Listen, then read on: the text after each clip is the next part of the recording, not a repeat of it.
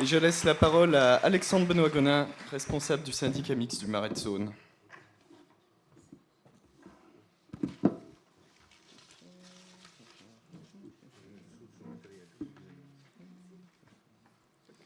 Vous pouvez vous asseoir là. Venez là. Vous pouvez vous asseoir. Je fais aussi Oui. suppléant du maître de cérémonie quand il le faut. Bonjour à tous, à toutes. Alors, les présentations sont faites. Je vais essayer de gagner du temps. Voilà, je vais essayer de respecter le timing. Donc, je vais vous parler des outils de valorisation numérique qui ont été mis en place sur le site du Marais de Saône. Donc, ont été mis en place très récemment. Pour ne rien vous cacher, c'est pas encore tout à fait opérationnel. Donc, vous dire un petit peu où on en est. Rapidement, donc je présenterai le contexte du Marais de Saône, les axes de développement de la valorisation, et ensuite je rentrerai dans le vif du sujet avec la valorisation numérique. Je parlerai de son dimensionnement, comment ça se dessine sur le terrain. Je vous parlerai de quelques exemples sans rentrer dans les détails.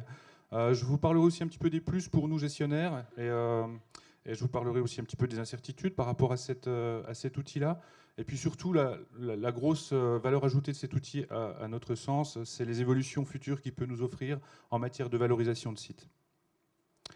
Donc rapidement le contexte, le Marais de Saône, c'est une zone humide qui fait à peu près 800 hectares, qui se situe au sud de Besançon, à une petite dizaine de kilomètres d'ici, et qui s'étend sur 5 communes rurales.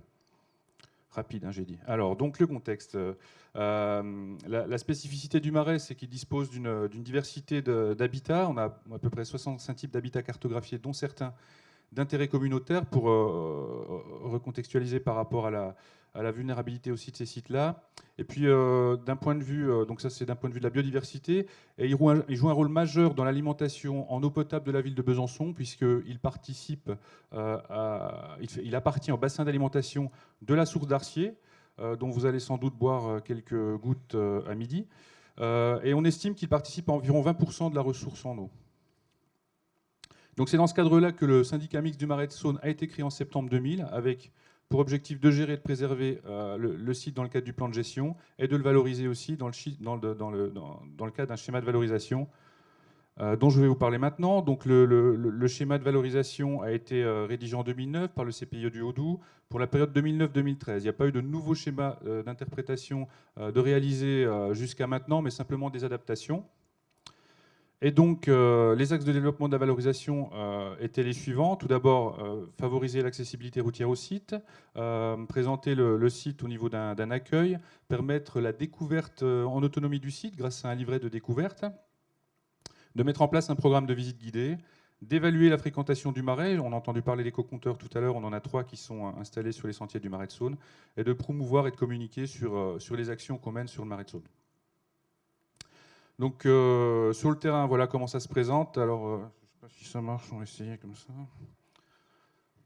Ça marche, si ça marche. Alors ici, vous avez le point de départ, vous avez un premier sentier qui s'intitule Comprendre le Marais. En fait, c'est un sentier de liaison entre le parking qui est ici, c'est très urbain, on va dire aggloméré. Le parking ici, on a un premier sentier de liaison qui fait à peu près 1 km, qui permet de rejoindre un chemin de grande randonnée, la Via Francigena, qui traverse le Marais de Saône d'est en ouest. Et ici, on a une boucle, la boucle qu'on appelle la boucle de l'eau, qui est équipée d'un certain nombre de platelage et de mobilier. Alors, donc les axes de développement de la valorisation sont les suivants. Tout d'abord, il s'agit d'un site qui n'est bien évidemment pas figé, qui évolue en fonction non seulement des saisons, mais aussi des travaux de gestion qu'on peut mettre en place, en œuvre. Et puis, donc il évolue aussi en fonction des éléments hydrographiques, et en fonction des précipitations ou des travaux de restauration. Donc, il est nécessaire aussi pour nous de mettre en valeur certaines espèces, à notre sens. Et puis bien évidemment, ça a été déjà souligné tout au long de la matinée, c'est qu'on a un public qui n'est pas homogène. Donc on a des scolaires et des enseignants. En fait, si je reviens très rapidement ici, donc ça marche pas, c'est pas grave. On est juste à côté du collège qui se situe à peu près une cinquantaine de mètres du parking de l'ENS, quoi. Donc pour nous, c'était important de prendre en compte ça. Donc on a des scolaires, des enseignants, on a des promeneurs. vététistes aussi, et puis des naturalistes amateurs ou avertis. Et donc c'est dans tout ce contexte-là qui nous a semblé intéressant d'essayer de développer un outil réactif et évolutif, mais qui s'appuie sur des éléments qui sont déjà existants, donc sans venir remettre en plus des éléments au sein même du site, des éléments physiques. Donc la valorisation numérique, son dimensionnement, c'est ce que je viens de vous dire. On s'appuie sur la volonté de s'appuyer sur les éléments qui existent, donc les sentiers de découverte et puis le contenu du livret de visite. Et puis un besoin de nouveauté pour essayer de susciter un petit peu plus l'intérêt, avec des vidéos d'introduction pour chaque sentier, des jeux d'identification d'espèces et des scènes de réalité virtuelle qui pourraient permettre aux visiteurs d'avoir une vision du site dans une saison différente, dans un contexte un peu différent, et éventuellement susciter l'envie de découverte du site justement dans une saison un peu différente. Et puis des explications sonores en voix off. Alors tout ça disponible comme vous le voyez, hein, sur la partie gauche de la diapo, sur smartphone ou sur tablette. Alors, d'un point de vue physique, comment ça se passe? On a une box à l'accueil du site, si vous vous souvenez, donc pas très loin du parking. Une petite box qui permet de charger une application native et de diffuser des données pour l'ensemble des deux sentiers. C'est-à-dire que quand on arrive sur le site, on n'a pas besoin d'avoir une connexion Internet. On a simplement besoin de télécharger cette fameuse application et le temps simplement de cheminement. Il y a à peu près une autonomie une portée de 150 mètres de cette box, à peu près en 150 mètres de cheminement, sauf si on court comme un dératé. On a largement de télécharger le contenu, en ce qu'on appelle en cache, de télécharger le contenu qu'on souhaite diffuser pour qu'il puisse être ensuite justement accessible par le visiteur tout au long du parcours. Par simple géolocalisation de son smartphone, on aura la possibilité de déclencher des contenus. Et donc un back-office relativement simple et administrable par le personnel du syndicat sans forcément être ingénieur en informatique. Donc c'est ce qui nous paraissait aussi intéressant, cette possibilité facilement de faire évoluer ces outils-là, quoi. Voilà comment ça se présente très rapidement. Donc on a la box qui est sur la partie gauche de la photo de gauche. On l'a installée dans un bâtiment communal de la commune de Saône. C'est la chaufferie du gymnase qui se situe à côté du parking de l'ENS. Et ce que vous voyez sur la photo de droite, c'est tout simplement la petite antenne qui permet la diffusion du Wi-Fi pour le visiteur qui arrive sur le site. Donc voici comment ça se présente sur le terrain. Donc vous voyez tout en haut à droite, la box qui est située dans le bâtiment, avec le cheminement du premier sentier en orange, qui va démarrer avec l'interview d'un passionné du Marais. C'est quelqu'un qui vit à Saône depuis des dizaines d'années, qui a toujours vécu dans le secteur du Marais de Saône et qui a bien vu son évolution tout au long des décennies. Ensuite, on a 4 bornes qui jalonnent ce sentier. En fait, ce sont des bornes qui existaient déjà dans le cadre des premières installations qui ont été mises le long du sentier. Donc 4 bornes avec explication de voix off au niveau de chaque borne sur ce qu'on souhaite valoriser. Des animations aussi, et puis des jeux d'identification. Donc pour toucher un public jeune, pour toucher un public un peu plus averti. Le gros intérêt de cet outil-là, c'est qu'il permettra justement de disposer d'outils qui seront complètement adaptés en fonction des exigences de chacun. Ensuite, on arrive sur le sentier bleu, qui est la boucle de l'eau. Donc, je vous parlais de scène de réalité virtuelle tout à l'heure. Donc, on a une voie romaine qui traverse cette boucle, tout à fait, qui ne correspond pas au GR actuel, mais en tout cas, qui correspond à la Via Francigena. Puis, on arrive bien à la voir dans le paysage. Donc, pour susciter aussi de l'intérêt qui serait autre que naturaliste, il nous a semblé intéressant, dans la mesure où c'est relativement visible, de pouvoir le valoriser comme ça aussi. Une scène de réalité virtuelle au Creux-sous-Roche, pour ceux qui connaissent. Le Creux-sous-Roche, c'est un grand polier qui peut se remplir d'eau en période très humide et qui peut stocker jusqu'à 6 millions de mètres cubes d'eau.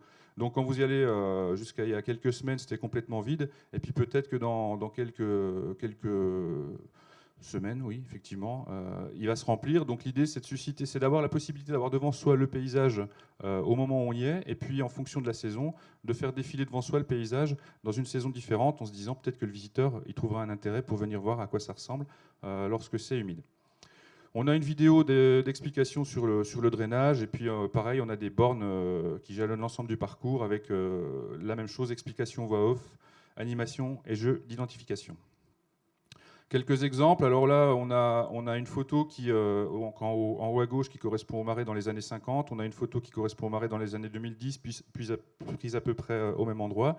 Donc ça permet aussi d'avoir cette notion de voyage dans le temps. Voilà. Ensuite, Voilà, ici. Donc ça, c'est un schéma qui figure dans le livret de découverte actuel. L'idée, c'est de le rendre animé, c'est de l'animer, ce schéma-là, et puis éventuellement, peut-être même d'en faire une explication également en voix off, toujours pour susciter un petit peu plus d'intérêt qu'un simple schéma, et puis pour faciliter la compréhension, notamment pour le plus jeune public. Là, l'objectif, c'est c'est de créer un jeu d'identification, justement, pour les jeunes. On s'appuie, j'insiste encore là-dessus, on s'appuie sur des éléments qui figuraient déjà dans les livrets de découverte, mais là où il s'agissait dans le livret de découverte d'expliquer, là, on va s'en servir pour faire un jeu. Pareil, même chose, jeu d'identification, avec la possibilité lorsqu'on clique sur l'oiseau, d'entendre son chant, par exemple. Enfin voilà, tout est évolutif, tout est imaginable. On a un vaste champ qui s'ouvre devant nous. Là, c'était par rapport à la scène de réalité virtuelle. Pour ceux qui connaissent le Creux-sous-Roche, là, il est complètement en eau, alors que quelques jours plus tard, après la photo, quelques heures plus tard même parfois, il se vide complètement. Je vais vite. Ensuite, les plus pour nous, gestionnaires. Donc, c'est la possibilité de connaître précisément le nombre de visiteurs qui s'est connecté à l'application. Donc, bien évidemment, tout en respectant la réglementation par rapport à la CNIL. Voilà, donc cet objectif-là, c'est de pouvoir savoir combien de visiteurs se sont connectés à tel moment. La possibilité de croiser les données avec les éco-compteurs, se dire, telle journée, on a eu tant de passages et on a eu tant de connexions. Donc, est-ce que si on n'a pas beaucoup de connexions, il ne faut pas revoir un petit peu le contenu de nos outils ? La possibilité pour le visiteur d'interagir avec le syndicat, donc retour de satisfaction, recueil d'impressions, recueil de propositions, ça ce seront des choses qui seront proposées aussi, c'est-à-dire ça vous a plu, dites-le nous, ça vous a pas plu, dites-le nous, et surtout dites-nous pourquoi ça vous a pas plu. Possibilité d'administrer la box à distance, ça veut dire qu'on n'est pas forcément obligé d'être sur site pour travailler sur les contenus de la box. Tout simplement parce que cette box-là, celle que je vous ai montrée tout à l'heure, elle est connectée au réseau Internet via le réseau Internet qui alimente le bâtiment communal. Mais ça peut se faire aussi en pointe à point avec des antennes, des petites antennes relais. Et puis donc l'outil, comme je le disais tout à l'heure, est parfaitement évolutif. Donc, par contre, les incertitudes, effectivement, c'est la nécessité de disposer d'une alimentation électrique. Oui, c'est de l'électronique, donc il faut un petit peu d'électricité. Mais si on n'en dispose pas de cette alimentation électrique, c'est facilement alimentable par panneaux solaires et batteries. La nécessité de disposer d'un relais pour l'administration à distance. Donc, si on n'a pas la chance d'avoir, comme je le disais tout à l'heure, une connexion Internet sur place, on peut brancher une clé 4G dessus. Voilà. Et puis la nécessité de disposer d'un support sécurisé pour le matériel pour éviter la malveillance. Même si ce sont des box qui sont extrêmement robustes, voilà, ça reste quelque chose qui est fragile. Enfin fragile si toutefois on s'acharne dessus avec une masse. Donc les évolutions futures. Donc oui, parce que c'est quand même ça aussi qui nous intéresse, c'est les évolutions futures. Donc l'évolution des points d'intérêt existants avec une diversification des contenus, parce que ça veut dire que par exemple on observe quelque chose qui n'est pas encore valorisé mais qui nous semble intéressant quand on est sur le terrain, on peut très bien créer un petit contenu numérique, une photo, une petite vidéo, une prise de son, nous-mêmes, et puis le valoriser comme ça dans la box. Et puis donc l'évolution future, c'est la valorisation du troisième sentier dont je ne vous ai pas encore parlé. Il s'agit du sentier des milieux naturels. Donc je vous ai parlé du sentier de Comprendre le Marais, sentier de liaison entre le parking et puis la première boucle qui est la boucle de l'eau qui fait 3 km. Et puis la boucle des milieux naturels qui fait 6 km. Donc celle-ci serait valorisable par la suite. Voilà, je vous remercie. J'espère que j'ai respecté le timing. Je ne peux pas parler plus vite, sinon je crois que je... Merci beaucoup Alexandre.